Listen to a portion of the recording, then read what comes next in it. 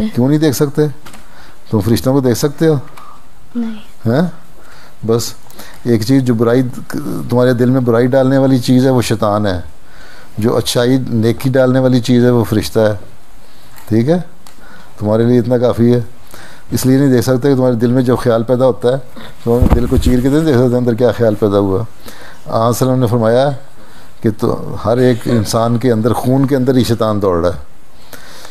جب تمہارے اندر برا خیال پیدا ہوتا ہے تو وہ شیطان نکل کے باہر آ جاتا ہے، تمہارے خون سے دماغ میں دل میں ہر جگہ پیدا ہو جاتا ہے.